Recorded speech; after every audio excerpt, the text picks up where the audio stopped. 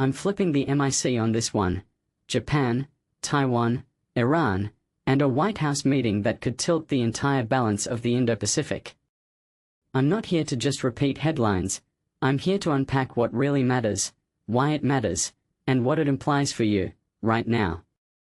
We open with a blunt question. What happens when a US ally in Asia sits at the table with a president who's under pressure from multiple fronts? Personally, I think the dynamic isn't just about security missions or coin-counted minerals. It's about trust, leverage, and how far a partner is willing to go when the odds are stacked. What makes this really interesting is that Takaichi isn't just a visitor with a shopping list. She's a potential amplifier for Japan's influence in a region where the US has existential bets riding on outcomes. From my perspective, the meeting is less about who speaks louder in the room and more about who can translate alliance commitments into concrete, durable policies that don't become collateral damage in a broader conflict. The hook you've probably felt in the room is simple. Will Tokyo nod toward a more active role in Middle East operations, or will it draw a line that preserves post-war constraints while seeking guarantees elsewhere? What this really suggests is a larger pattern: alliance management as a high-wire act. If you take a step back and think about it, the US wants to keep East Asia deterrence sharp while not provoking a crisis with a neighbor that's already on edge. Japan, meanwhile, wants to protect its own deterrence calculus, maintain economic momentum, and avoid setting a constitutional trap that could backfire politically. This is not a binary choice, it's a negotiation about what trusted partner looks like in practice. Let's break down the core ideas and spin them into a narrative you can actually feel watching the video. 1. The stakes are personal for leaders, not just strategic for countries. Trump's posture, calling out allies for not stepping up, reads as a domestic political signal as much as a foreign policy demand. For Takaichi, this is existential. A successful outcome could boost her standing at home and set the tempo for Japan's 2020s. In my opinion, the personal dynamics shape the policy room more than many people admit.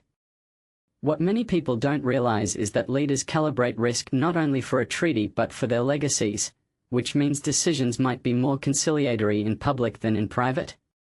If you're evaluating this, consider how domestic politics can swing alliance commitments as much as military calculations. 2.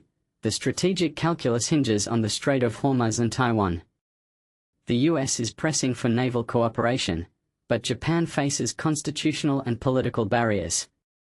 A detail I find fascinating is how Japan's self-defense forces operate under a doctrine of defense, not offense, which constrains what it can contribute publicly.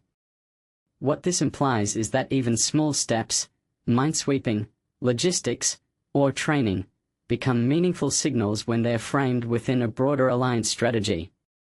From a broader trend perspective, this shows how regional powers leverage limited actions for maximum deterrence without triggering macro-level consequences. 3. The geopolitics of restraint, Tokyo's long game with China.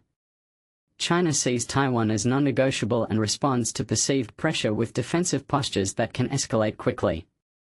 In my view, Takaichi's stance on Taiwan isn't just hawkish posture.